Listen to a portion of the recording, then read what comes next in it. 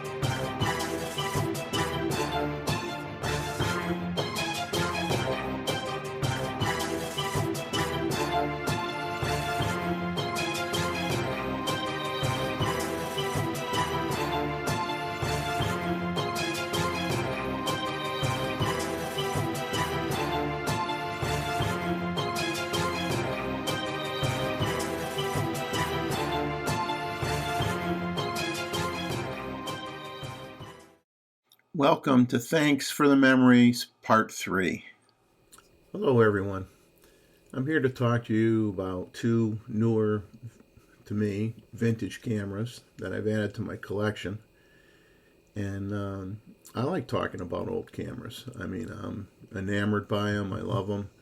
And I recently bought, we'll start off with a 1949 Konica 1 Type CS coupled rangefinder camera.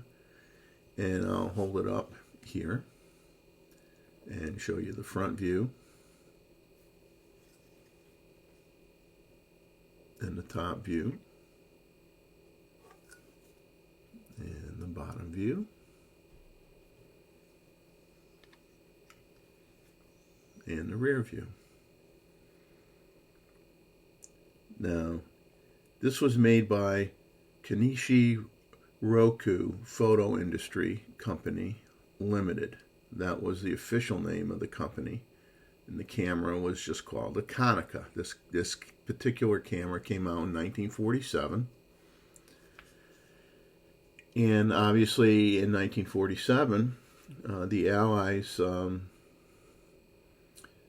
occupied Japan after World War II.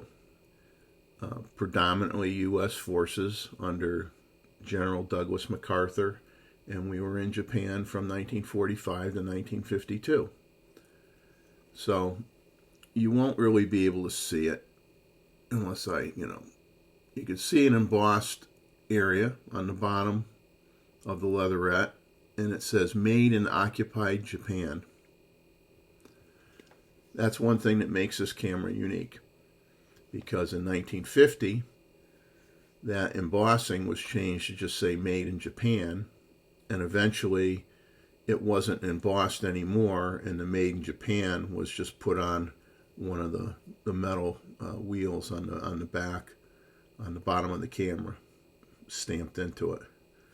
So that's what made this camera, one of the things that made this camera unique. So this button here is the button that you push when you finish taking all your shots and you need to rewind the film back into the canister. This knob here opens or closes the back door. So you have O with an arrow, a direction, and C with the arrow going the other way. So we're going to open it, we're going to turn it. You can hear a pop. Back is now open. And we'll just, nothing extraordinarily different than a lot of other cameras in the era. Although you can see how perfect it is. So when you close the back, it just doesn't click, okay? You close the back, you have to hold it closed. You have to rotate in the direction of the arrow, and then it clicks and the back is secured. The back of the camera, you have the single viewfinder you look through, you have a split image, you have a yellow area, yellow dot, and it's a split image, and you move the focusing lever on the front until the images align with each other, and then you know you're in focus. And this is the button that you push after you take a shot to allow you to advance the film to the next for the next shot. Looking at the top, okay, this is the rewind lever when you've completed shooting all the pictures. You rotate that and get all the film back in the canister. This one here is what you turn to advance the film for the next shot, and you have your film counter. Now this film counter, you can see, you got an arrow and the number 0 is there.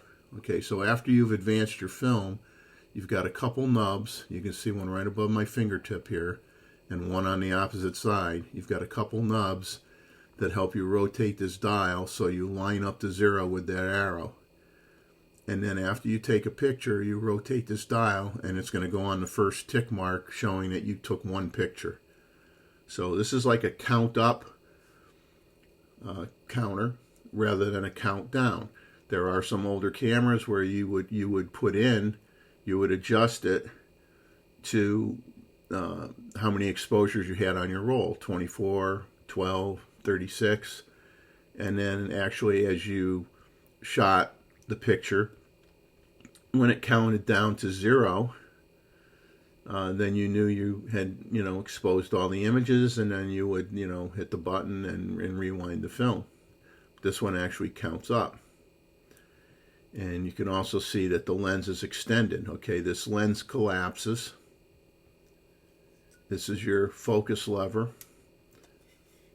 Okay, I'll turn it so we can all see it here. So the focus lever has pin stops on it. It has a very short throw. You have a Hexar 50mm f3.5 lens. You have a flash sync, which is in this where my finger is here moving.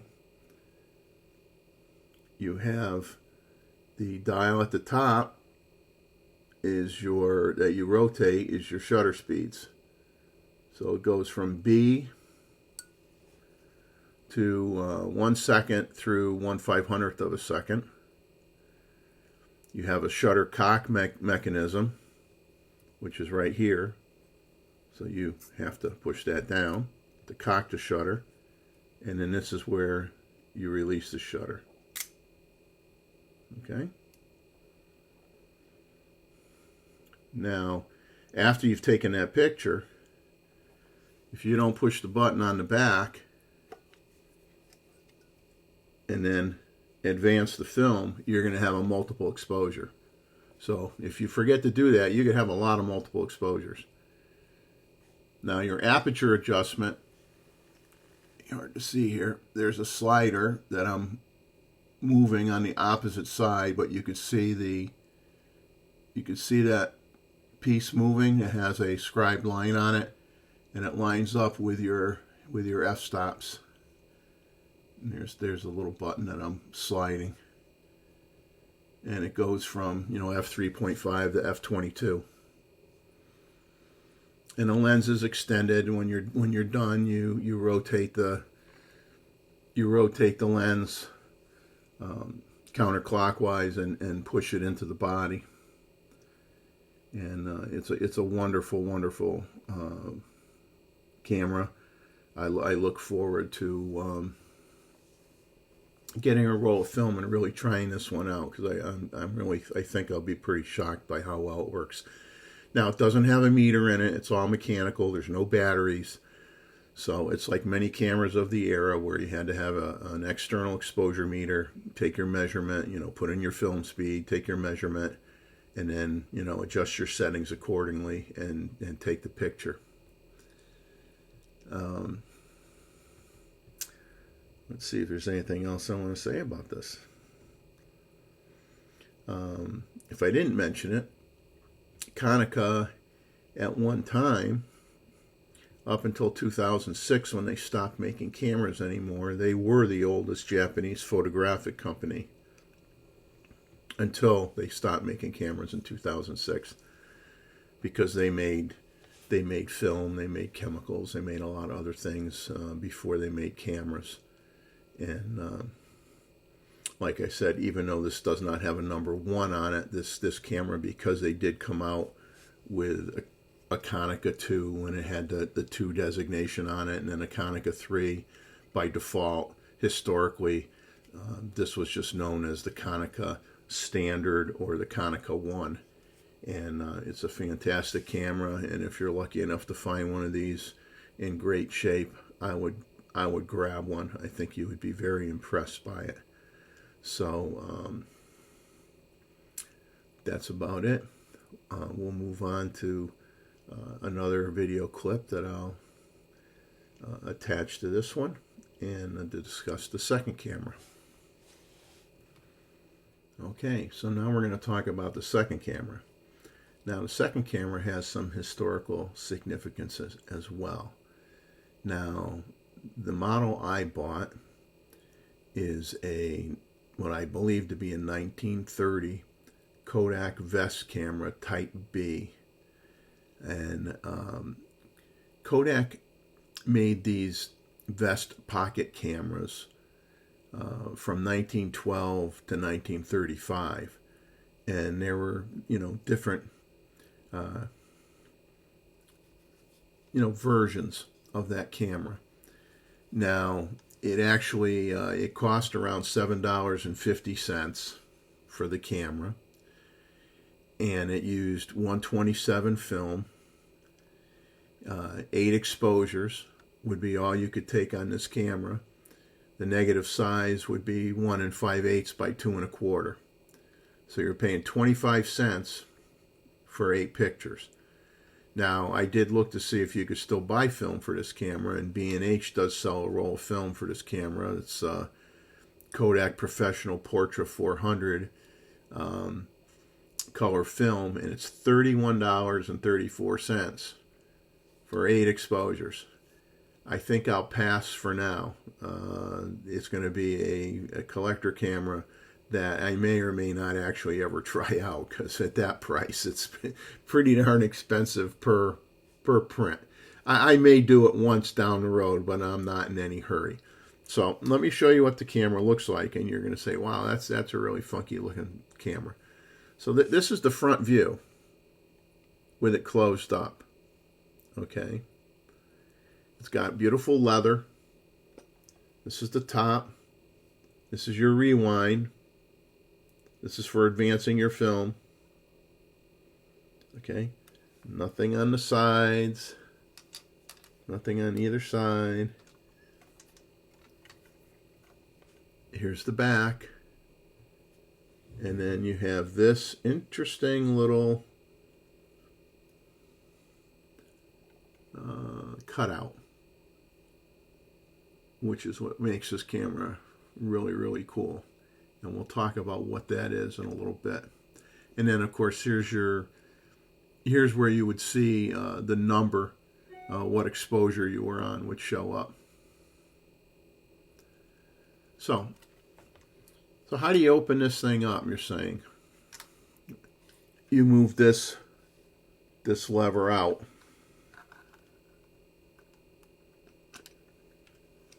and it opens up.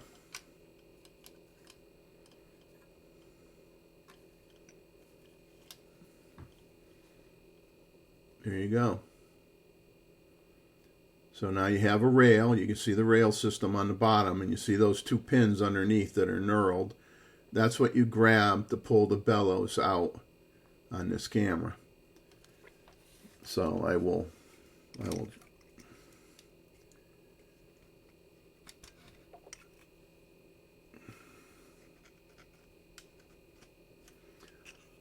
pull the bellows out as far as I can. Now you have to really make sure it's extended all the way, and my fingers are kind of big. I can't pull it hard enough to get it to lock, because there's like a little release over here when you have to push it back in. So I have to grab the metal frame around the lens and pull it. You hear the click. Now it's fully extended. Okay, now it's ready. So here we'll show a side view. Show the front view.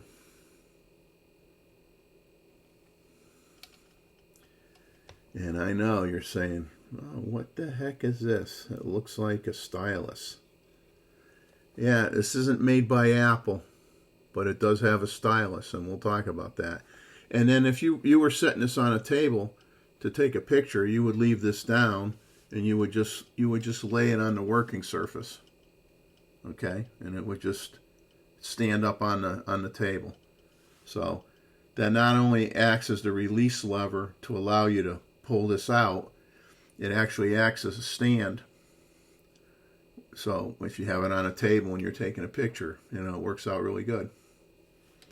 And then this is what you look through. You look down through this, which shows you a very, very small representation of the image that you're going to take a picture of. So if this rotates down. So if you're taking a picture in the horizontal axis, you have to flip that down. If you want to do vertical, then you have to flip it back up so that you can look down on it. Now on the front, we will get closer here. Try to get the light to hit it. You see a lever at the top, and it says I and T. So I stands for instantaneous. If you're going to take the picture, you just want to take the picture, a snapshot, you put it in I. The other mode is T for a timer. That's where you'd put it in that mode. You'd push the shutter release mechanism, and it would be exposing on the film, and then you'd have to push the release button again. Okay, and your shutter release is, let me find it here, is right here. And you could either push it down or push it up. Doesn't really matter. And it's not a cocking mechanism.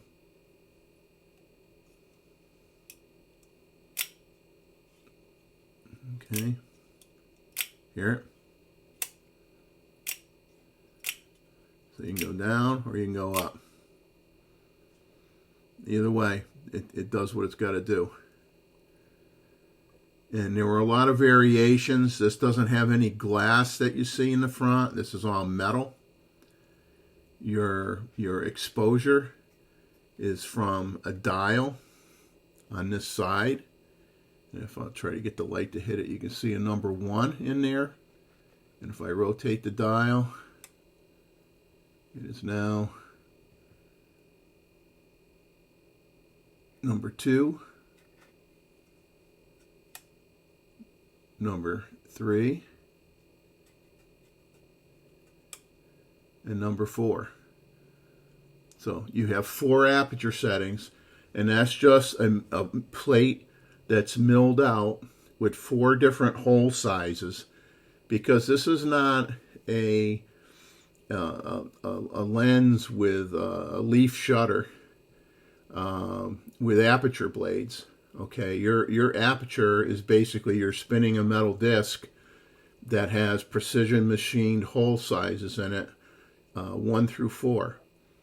And 4 is the smallest diameter hole, and 1 is the largest diameter hole.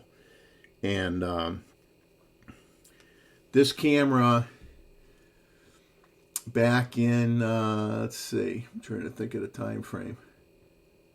Between 1915 and 1926, okay, and this was used in the war. It was called the soldier's camera. They sold 1,750,000 units of the Kodak vest camera. That's an incredible amount of cameras. And they had what they call an autographic model, which this is an autographic model. And that explains the stylus. So I will try to demonstrate that in a second. Many pictures from the war were from this camera. And then this camera was popular because you could fold it up and you could fit it in your shirt pocket. You could put it in your pants pocket.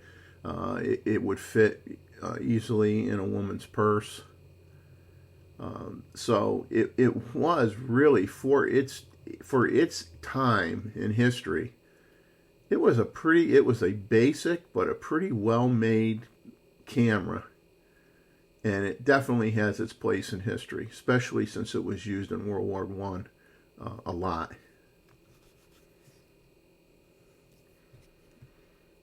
And so we will pull out this stylus. It's kind of in there pretty tight. And now we're going to look at the back of the camera. So you have to take the stylus, put it in that hole, and push it that direction, which I'm not going to try to do that on, showing you in the camera. You're going to have to take my word for it. Okay. Here I pushed it. So I pushed it forward. Here it is closed. Here it is open. Now you're saying, okay, so what's the magic in that? Well, you would have the paper liner of the film showing in this little slot. And you would take this metal stylus, and you could do this after, you take your first exposure, and before you advance the film, you open up this little window and you see the paper backing on the film, and you write a note in there. You push very hard on it, and maybe you just say, my sister, 1932, or your location, or whatever. And then you let the outside light, you don't aim it at the sun, but you let the outside light hit it for like 30 to 60 seconds. And then you close it. Then you go back and you close it. So it's closed. And then you advance the film. You're looking at the red dot on the back to see the next number, shot number 2 to show up. You advance the film, and then you go and you take your next picture, and then if you want to write another note, you slide that thing open and you write on it, and you expose it to light, and basically whatever you write will show up. I don't believe, from what I understand, it's not actually going to be written on the part of the negative that represents the image that they make the print from, but it'll show up, on the negative strip, where you could look at it and you could look at your negatives and read it and know, where you took that picture. Really, really, really, really funky, really strange. But, so this was, and this, you can see this little pin in the back, way in the back, that coincides with the groove on the lever that you see here on the front. So when you close it, that groove, that pin goes inside that groove, and then you swing the arm and you lock it closed. Now I'm going to show you where the film goes, but I'm going to collapse all of this before I do that. So you push on both these metal, on each side of the metal, to collapse it. At least you get it started. Then you have to push on this little metal tab. I don't know if you can see it. Lighting isn't good. There it is. You can see the tab. Then you push on this metal tab, and then you can push on the bellows. You can push on the bellows, push it all the way in.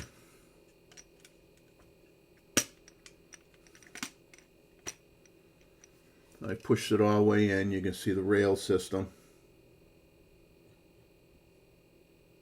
Okay, pushed it all the way in.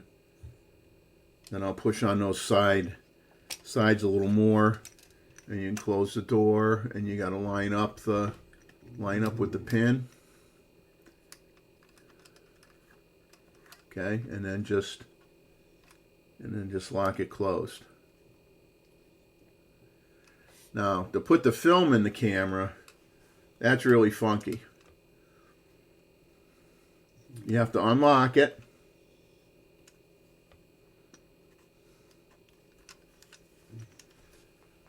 So you unlock it, you grab the corner, you literally remove the bellows, the whole thing pops out. And now you have the camera back, and okay, so there are actually a couple rollers in here that you're not going to be able to see. I don't have enough light for you to see in there, but the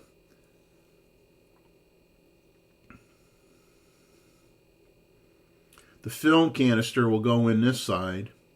You'll pull the film across. You'll put it into the rewind spool,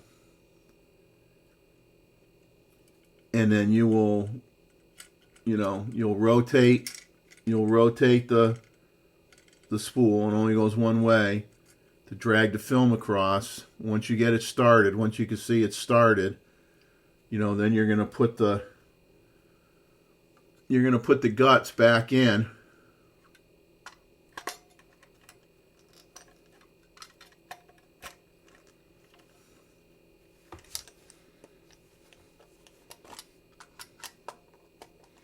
Easier said than done. I'm hitting something. Okay, that's what it was. I was hitting the roller. I'll show you. See this little metal, there's this little metal tang. See that metal tang sticking out? When I was going in, I was hitting the roller. The roller moved on me and it wouldn't let me slide it in. So you got to go in with the tang side part way, drop it in. Okay, drop it in. And then you relock the side. So there's a process with it. Not like I've used this camera before, so forgive me. It's a little bit of a pain now, but now that I know what it was going on, no harm, no foul. But interesting camera, historically significant. I mean, the box I got is not in good shape. It's taped up a lot. And it says VPK Model B, which vest pocket camera. So instead of VPC, they did VPK. But it's an interesting piece of history. And at some point I may try it out, but I'm not in a big hurry at $31 plus for a roll of film, not counting. Then trying to find somebody to process it, but since it's C41, it shouldn't really be an issue. I would find someone that can do it. But that's a little bit of camera history for you. I hope you enjoyed these two cameras. I hope maybe you consider looking for them for yourself, for your own collection. I mean, there's so many out there that are great. I've got a fair amount of rangefinder cameras. I don't know, really how many more of those I'll buy, but a few more folding cameras of maybe the early 1900s or something, maybe a possibility, but we shall see. So that's it. You guys take care, and remember my slogan: enjoy life, capture some of it, and it doesn't matter if it's one of these or one of those behind me. Just get out there and use it. Enjoy what you have. Don't get hung up on having to have the latest and greatest of everything. I know everybody likes to talk about what's coming out, what may come out, what features it may have, irregardless of brand, whether it's when's the next Canon coming out, when's the next is a Z8 coming out. Shoot with what you have. Learn the camera that you have. Get really proficient with the camera that you have. I mean, there's a reason for why. I went and took a one-day class at Nikon School of Photography. I still have the booklet somewhere here. Give me a second.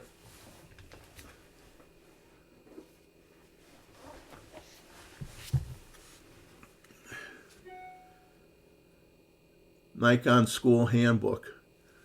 Let me see if I could find the copyright on this. It says price $24.95. Copyright 1993. And I'll tell you, like, I went to this class. I did not own a Nikon camera at the time. I probably was shooting Minolta. Didn't matter, you know. They just wanted, it was open to any photographer. You didn't have to own a Nikon camera. But what was interesting is that the professionals that were doing that class had cameras that were 10 years old or better, and they were using it. And the reason they're not so quick to switch, I mean, us amateurs, you know, we're into gear. You know, we're tech nuts. You know, we're into gear. We're into improvements, and we don't necessarily have to justify our purchases. A professional is going to say, you know, does it allow me to have more keepers? Does it cut down on the time it takes me to get that great image? Does it have an advance that is going to make a good business case for me to invest the money in it before they buy it? And the bottom line is they know the camera that they have that is 10 or more, or 10 years or older than what the current camera is. They know the camera so well.